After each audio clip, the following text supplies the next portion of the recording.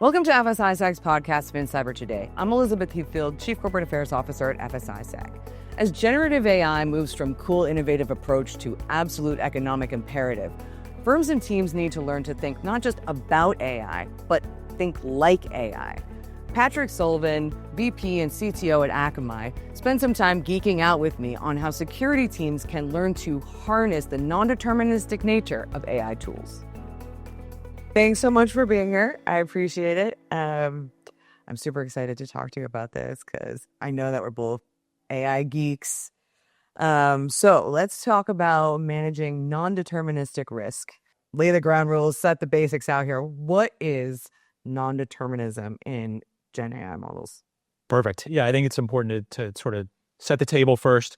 I think when we look at sort of the generative AI models that we're also excited about, at their core, what they're doing is a lot of complex, matrix multiplication, and then trying to complete, the next word with the most probable outcomes. And depending on how you configure things, it will be the most likely, or it could be, you could sample a less likely alternative. But what that means, and why we say it's non-deterministic, is if you run that, now with a set of inputs, and even though that model is completely static, there's no changes to the system, the next time you run that, you're going to get a different set of results, right? And you run it again, a different set of results still. And in some ways, that's different to a lot of the systems that we traditionally have run. So there's a mindset shift that people need to wrap their head around, where for things like security testing, if you have maybe a latent payload for prompt injection that doesn't detonate once, that does not mean that you have assurance that you're not vulnerable, because the very next time you play back that exact same payload against the exact same application, it may detonate and you end up with a negative result. So I think it's important for people to wrap their head around that. And what I've found is that understanding that sort of intellectually is insufficient. You really need to see this in action. You really need to kind of have your fingers on the keyboard, your eyes on the monitor, and watch this phenomenon where you sort of have a payload lie latent, and then you run everything identical, and then you see that have an impact. And then that helps you sort of internalize what that means and the ramifications for security. How should people be thinking about doing this, getting their heads around it, especially like at the enterprise level, right? We're not talking, I think it's important for people to know, like, we're not talking about chatbots. We're talking about, more complex workflows, agentic workflows and stuff like that. Definitely. So I think the good news is on any security team today for any of the member organizations, I'm sure you have sort of some eagles that are out there availing themselves of all of the abundant training that's available, and they're way ahead of this.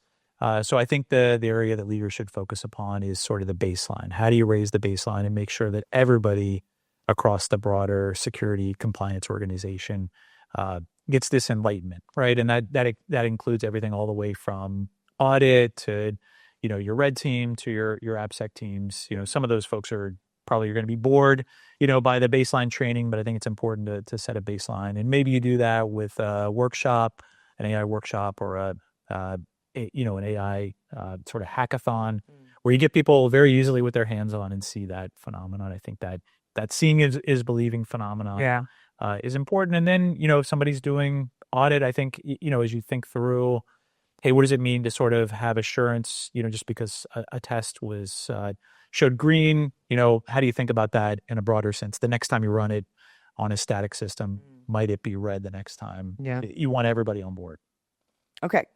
Okay, so we've set our table stakes.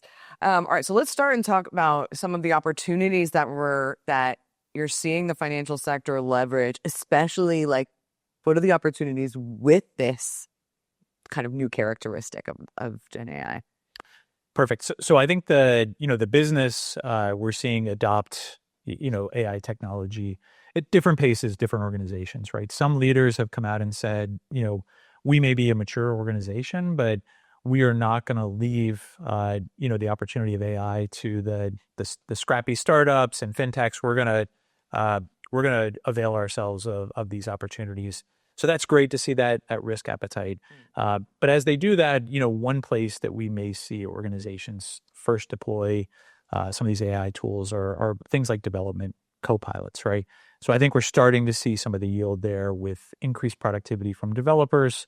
There's a recent study that I read last week from one of our partners at Apuro where they said, as you develop GenAI co-pilots, 4x increase in the number of updates to software, as based on sort of PRs that you commit.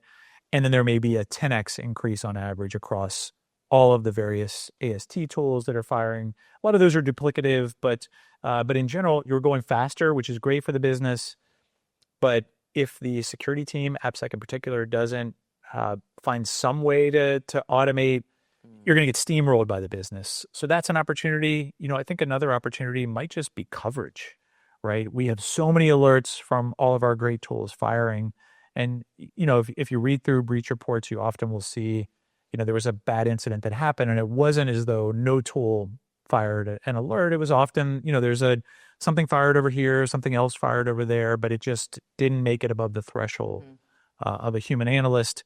So if we have more coverage, maybe from an AI system that can action some of those things and get us drop that threshold of what gets more scrutiny, that's an opportunity for us as well. So, okay, we've talked about some of the opportunities.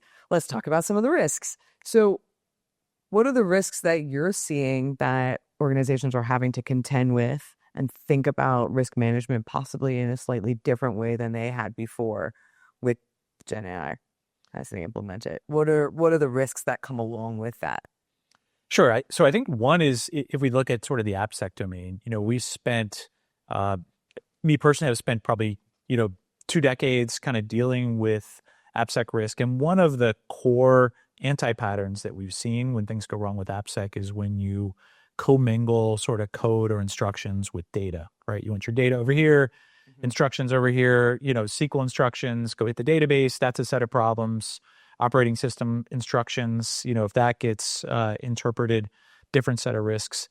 And sort of one of the things that we see is that people are sort of with these GenAI applications, taking instructions and taking data and putting them in the blender, and it's a cocktail. That's problematic. So I think the model that we want to think about there is sort of the toxic trifecta, right? Which is, if you have external data, whether that's in a query that's coming in, or the training data that is entered into your system, plus internal data with a RAG or some other type of system that is accessing confidential data, where we have today a lot of rules about how we preserve that confidentiality and who exactly get access to that, plus the third leg, which is a communications channel.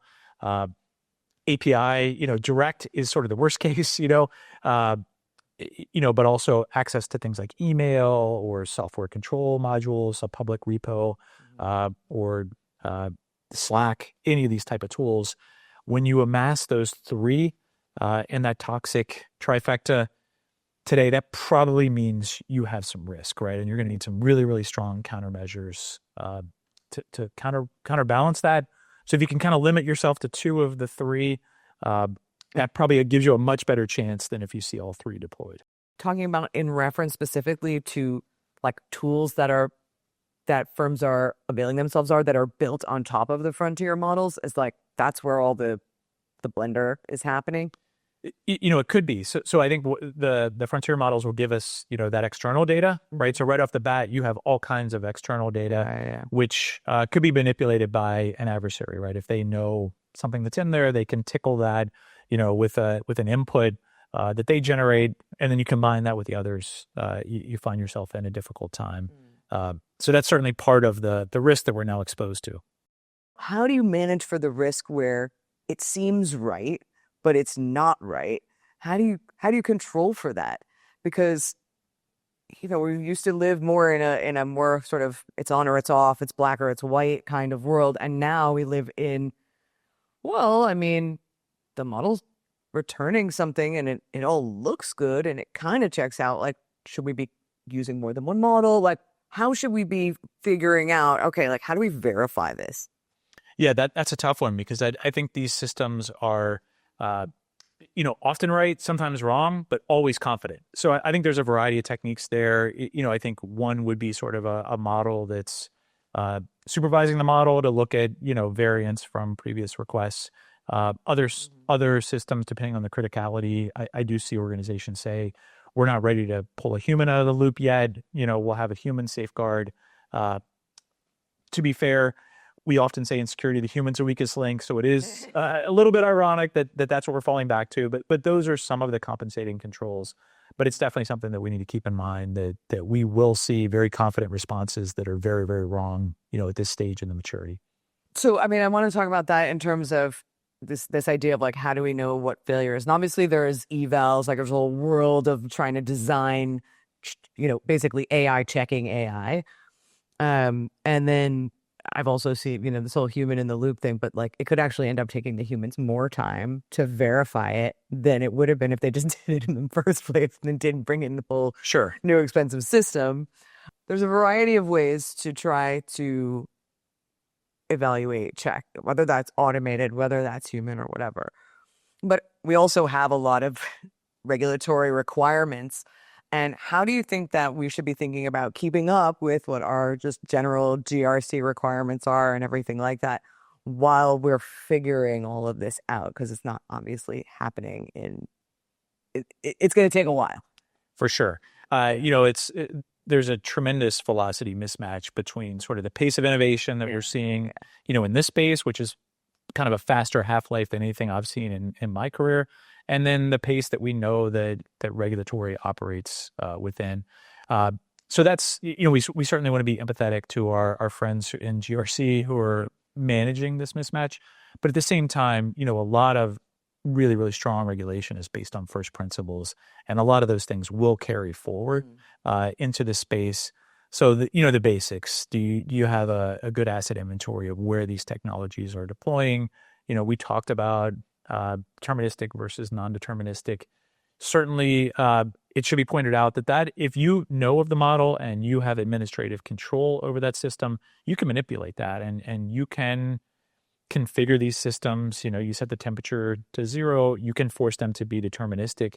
And that might be an area where, security and compliance, applying some tension to the business could help, because there are certain systems that they may not need that to be non-deterministic, right? If it's sort of a quote unquote boring, application in a legal domain or accounting or some of these things, you don't need wild creativity. And maybe you want to favor predictability for an agent. There's other areas where, some may argue that you want that wider sampling of less probable outcomes to generate what humans perceive as creativity from the systems. But I think asking the tough questions, and do you really need that level of kind of non-deterministic behavior within a system, that should be challenged and a case provided. So you want to try to potentially make it as deterministic as you can. One thing I've also heard is people like break down a task into like, finish this, like this is part of the agentic and the sub-agent workflow. It's like, no, this sub-agent only does this task and this. And so then you can actually trace when things break. Whereas like if you just have one workflow of everybody, doing like a zillion steps, it's very hard to see where something went wrong. So if you can break it up, right, you have the kind of, you're sort of breaking it up into its tiniest, most component parts, then you're making it more deterministic, even though you're still having it all be automated. Definitely. I think that's another great example. And that's an area where, again, some of the scrutiny that you get from security and compliance will deliver a better outcome. That's almost like separation of duties where you bring some of these things in, so that we do have the benefit of having the bedrock of really, really strong first principles that we operate within, so that in some cases treating these systems as though they're not different and imposing some of the traditional scrutiny will be helpful for us.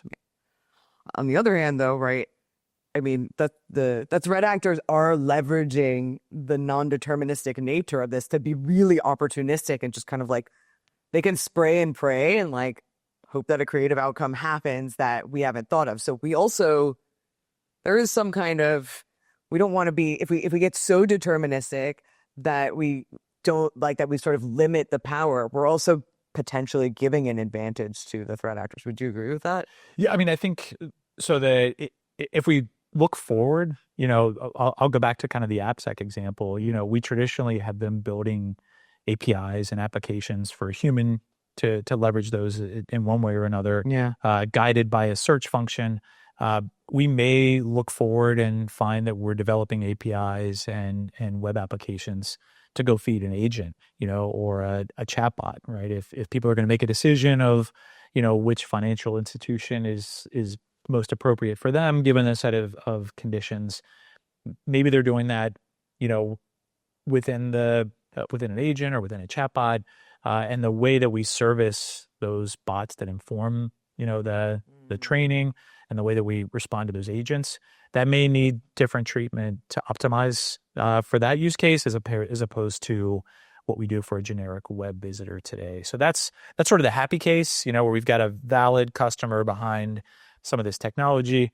Obviously, then you get into impersonators and people leveraging these same tools for nefarious means. And what we're going to have to deal with there is, just more automation, more bots coming to our site, and sort of wrestling with delegated identity.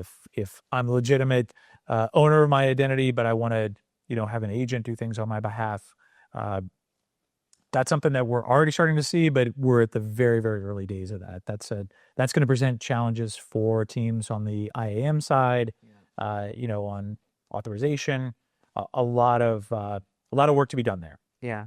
And there's also, and this is something we talked about earlier in our panel, right? There's also the new dimension of third-party and supply chain risk, or nth-party risk, because if it's agents talking to agents, right? So that there's our suppliers, they have agents talking to other agents, and there's no visibility at all into that. So you're like black boxes on top of black boxes all the way down. So, how should we be thinking about that? Like that, we already have the challenge of managing supply chain risk. Now we're adding this whole other layer on top of it where we have even less visibility, How should we be thinking about that? Yeah, I mean, I think that, the first challenge in front of us is that on the client side, let's take it there. If somebody's leveraging an agent, identifying it appropriately and giving it the right treatment and validating that is the delegated identity that we want to authorize. That's our first step. And then maybe on our back end, we're leveraging third parties that are then calling, nth parties. So I think that's sort of how we manage our supply chain risk. And I think one of the member firms probably nailed that at the beginning of the year with Pat Opet's open letter to SaaS providers, really, really calling out some gaps in the ecosystem today. And I think some of that solution is going to come from SaaS providers providing more transparency of what's happening downstream. We're seeing adversaries kind of forcing that. It was a very prophetic. We've talked a lot about LLMs, and that's kind of the default, what everybody thinks about with GenAI. But you're also hearing a lot of chatter about the potential power of small language models. And especially when you have specific, really highly specific use cases, maybe you don't need the ocean when a lake might work. Is that a potential path for managing some of this non-deterministic risk? I think it is. I think this is another area where security applying some tension to the business, asking those tough questions. Do you really need, a full LLM and all of the risk that goes along with that? Threat modeling against an LLM is absolutely crazy, right? Because you have to now think about, can I go ask, a financial application how to go build a WMD, right? And that could be part of your threat model, depending on what you train on. Yeah. So I think as security teams challenge the business, we talked about, do you really need to have a non-deterministic model, or could a deterministic model work in this, scenario? And that's within the configuration control. Similarly, I think some scrutiny on, do you really require a LLM, or would an SLM suffice in this use case? That may be another example of where security could guide the business to a better outcome for everybody, frankly. So then that's a question I see more organizations, asking themselves. And I think that's a positive evolution that we're seeing. Yeah, I mean, so there's model. We've talked a little bit about temperature. There's also controlling the context, right? There's you don't just let the context go on forever and ever, because that obviously degrades what the quality is that comes out. It's also, the more output you get, the more input you have, like the more of that, the more expensive it is. So like if you can sort of constrain that a little bit. And then we obviously have the prompt, and maybe there's also ways of, making those more predictable. I mean, there are ways, right? You have prompt templates, you have prompt libraries. You make those more predictable, at least then the inputs that are going in are like more regimented. So you may also be able to manage some of the non-determinism, on all these different dimensions, right? And it's just, I think one of the things that I'm seeing is like, we have to educate our people that like there are all these different dimensions so that they know what the tools are, and it's not just one thing.